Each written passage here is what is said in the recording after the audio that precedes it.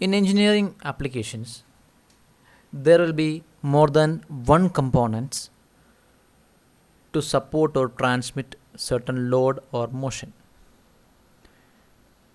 So when different components come into action, the load, the stress, everything will be shared in different manner. So far we have learned about the static conditions where we applied the static principles like summation of net force equal to 0, summation of net moment equal to 0 to find out the stress values and the forces acting on the system. Now in some applications, this equilibrium condition may not be sufficient to solve it. Such kind of applications and such kind of structures will be discussed here, which are nothing but statically indeterminate structures. So how can we define a statically indeterminate structure or a member? So the questions in which cannot be solved using the conventional equilibrium equations, they comes under the statically indeterminate structures. So definitely there will be more than one component. It can be 2, it can be 3, or it can be 4. So simply by following the equilibrium equations, we cannot find the stress values or the required values. In order to solve such kind of systems, we need to imply some additional conditions. Then only the solution will be available. And these conditions will differ from problem to problem. Usually, one thing is for sure, that the net load is going to be shared among the members. It is just sharing, it doesn't mean that it is equally shared. The load is being shared by the members, and the percentage of sharing will be different based upon the strength of the materials. Now the additional conditions that we are going to impart into the system is called as the compactability or the kinetic conditions. Some of the examples that we used as compactability conditions are given below. These are not the only compactability conditions that we use. These are some of the compactability conditions that we use. So compactability condition is purely based upon the question. The nature of support, how the load is acting, how the members are arranged, all these things will contribute to the compactability condition. So there are questions in which the net deformation will be 0. There can be the net deformation on the first and second member will be the same. So sometimes the deformation of the first member will be half that of the second one. So this is purely based upon the condition. So these are some of the conditions, and we have to identify or we have to define the compactability condition only by looking into the question. We cannot arbitrarily take a compactability condition to solve a question. So as I have told you that the question or the nature of the question is very important to understand the statically indeterminate members as well as the compactability condition. Now let us look into some questions. So in this question we can see that the load P is shared between steel and aluminium. So some amount of stress is generating in the steel and some amount of stress is generating in aluminium. Definitely we can say that the amount of load shared by steel is greater compared to that of aluminium because the strength of the steel is higher. But they are not sharing the load equally. That's a very important observation that you should make. If you solve this question, if you try to find out the stresses in the steel and aluminium, because that is the motive we have to find out the stresses in the steel and aluminium.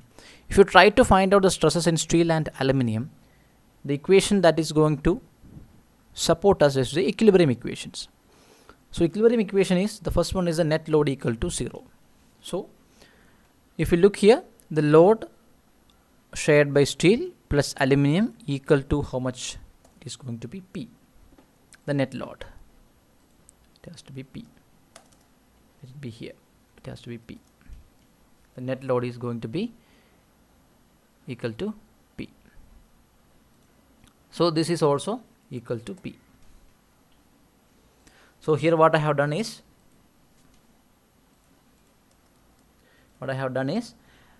I have substituted the value of stress into area instead of load, PS, because I am interested to find out the stress value. That is the reason I have selected it so. So PS is written as sigma S into AS and sigma A into A. But here if you look, we can say that we have only one equation and we have got two unknowns, sigma S and sigma A. We cannot find the values of these two unknowns using single equations. So by this itself we can conclude that this is a statically indeterminate condition where we cannot obtain the solution using the conventional equilibrium equations. Now we have to define the condition for this question. So if you consider this as a rigid member, we can say that it is going to deform and occupy like this.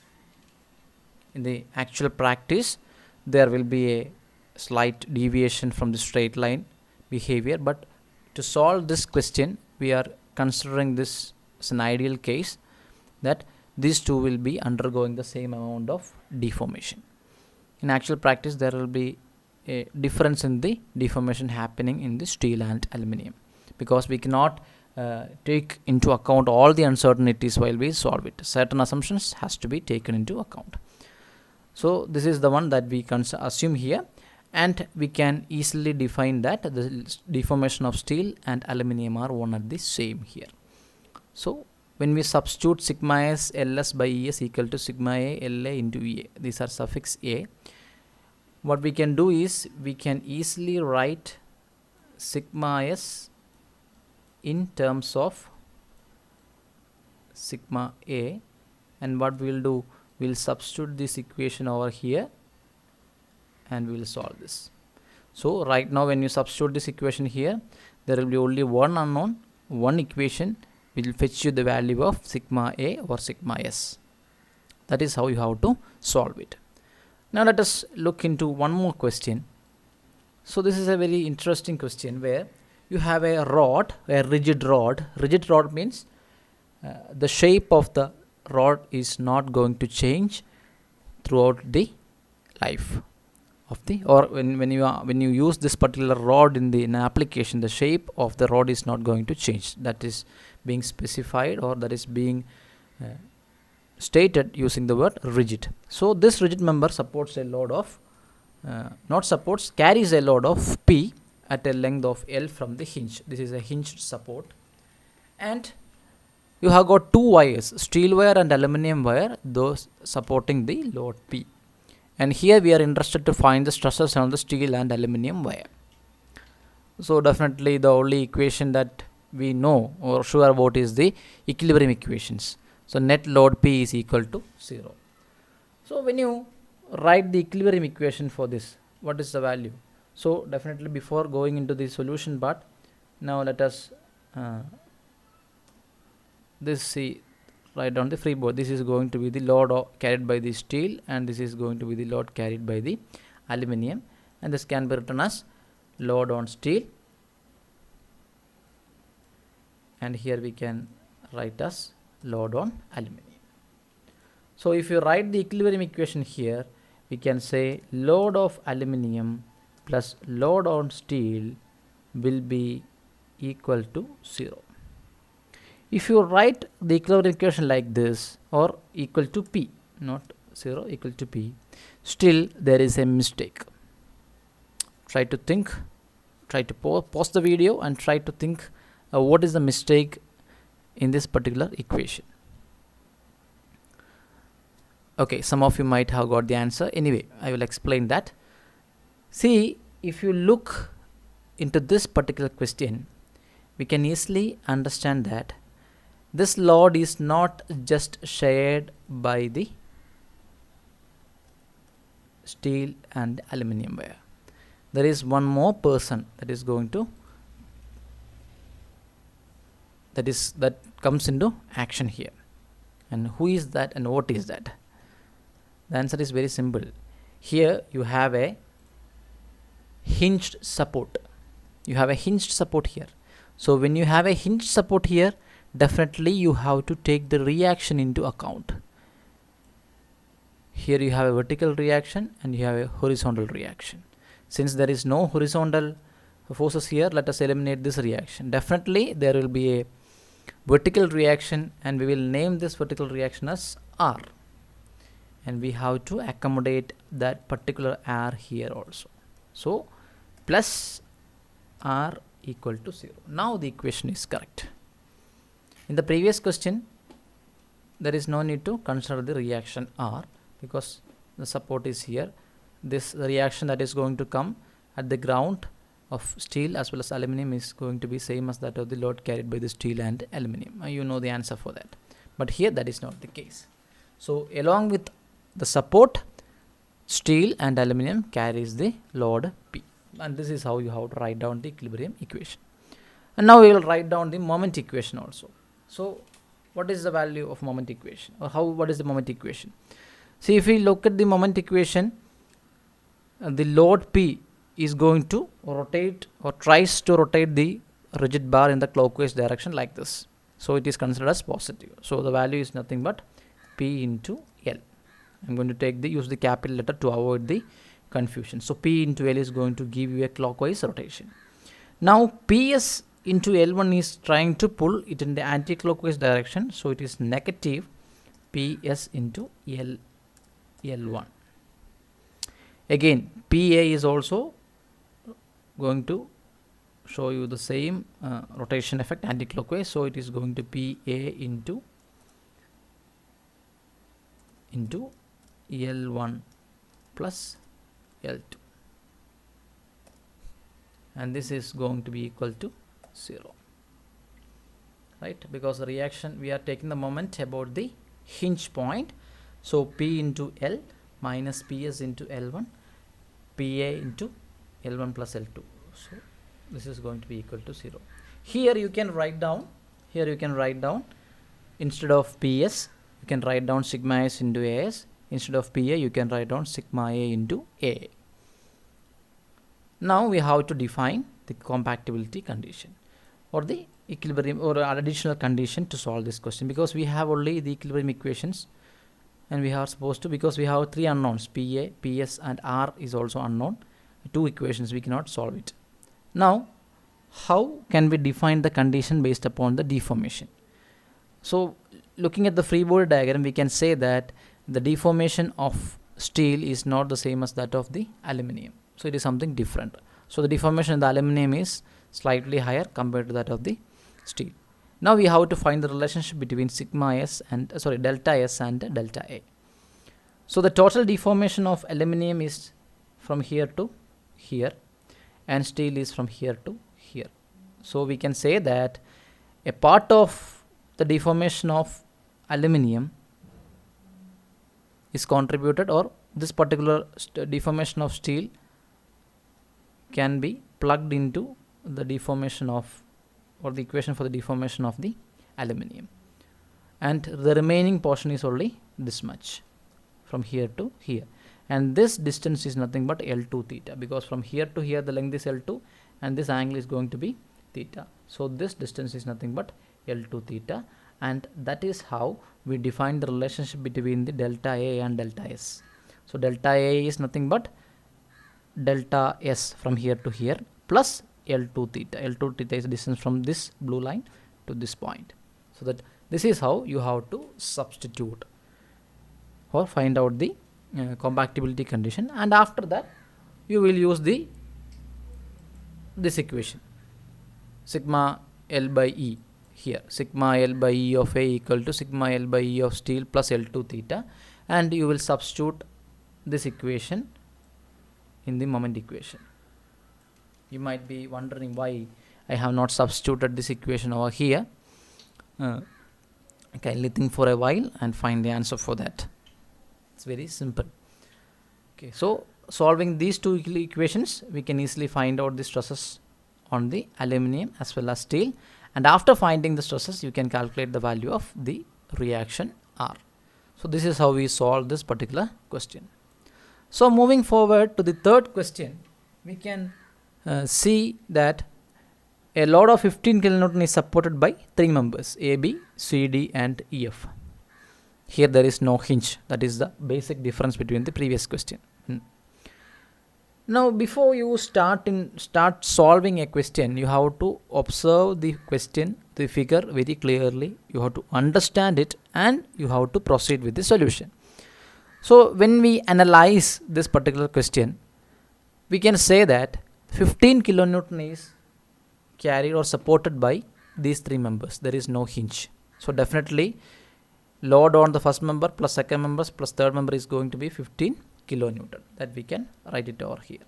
So load on the first member plus the load on the second member plus the load on the third member is equal to 15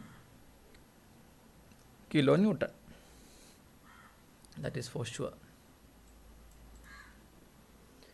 Now, if we look at the load, this load is applied not on the geometrical axis or the central axis.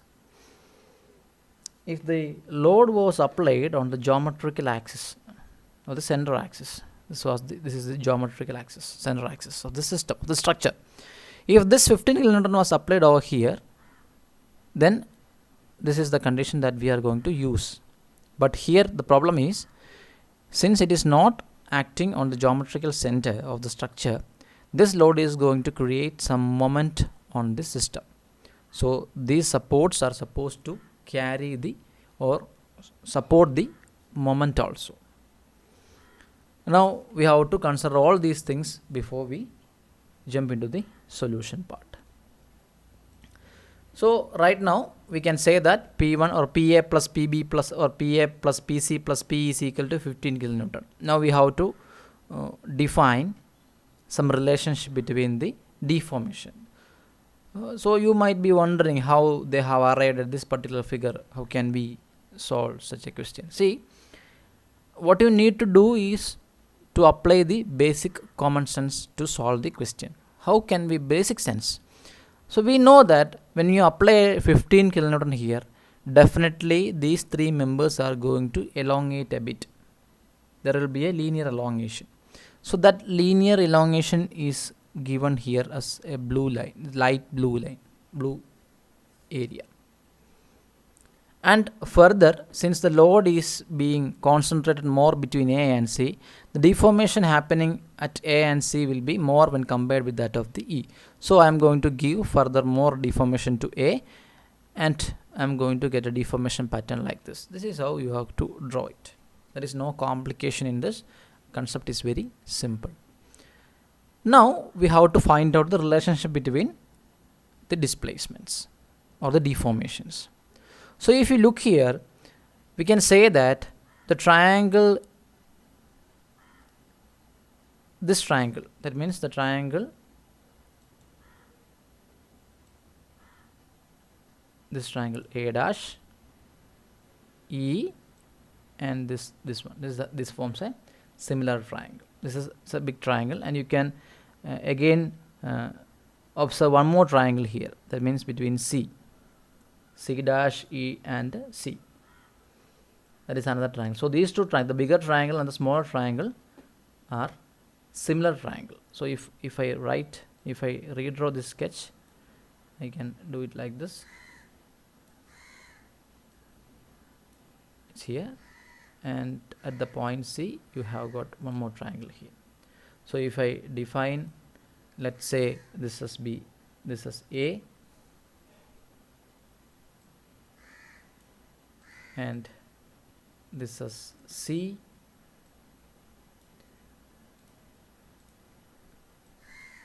and this is E, let it be dash for your easy understanding, E dash, and this point be A dash, this point is going to be C dash. So if you consider the triangle A dash E and C dash E, definitely these two are similar triangles because these two triangles have two sides as common. So simply taking the base of the smaller triangle divided by base of the larger triangle is equal to height of the smaller triangle divided by height of the larger triangle. It's very simple. So what is this height, or what is this the base? So the total deformation of is delta A. So the total deformation happened to A. Point A is delta A. So the total deformation of E is nothing but delta E. So if you subtract this delta E from delta A, this length is going to be delta A minus delta E. Similarly, if you take this particular length, the total deformation of C is delta C, but we are interested to get this length only. So this base is nothing but the total deformation minus delta E. So it is going to be delta C minus delta E. So we got the base. So what we can say, if you consider the larger triangle, the base of the larger triangle is nothing but delta A minus delta E divided by height of the larger triangle is 0.4 plus 0.4, 0.8. And the smaller triangle is base is nothing but delta C minus delta E, and the height is nothing but 0.4. So this is the relation that we have obtained, and this is how you have to get the relationship between the different points. And again you have to substitute this back into the equilibrium equation, and you have to find out the stresses. So this can be mastered only by solving problems, looking into problems and defining the relationship between the displacement. So when you practice 3-4 questions, it will be easier for you to analyze and understand it. So you can refer the questions in Hibbeler or Peer and Johnson to get some standard questions, or even you can find some interesting questions in R.K. Bensal also. So try to find the compactability conditions, equilibrium equation, and try to find out the stresses happening on the material A, on these 3 materials. So this is how you have to solve the statically indeterminate members. Thank you.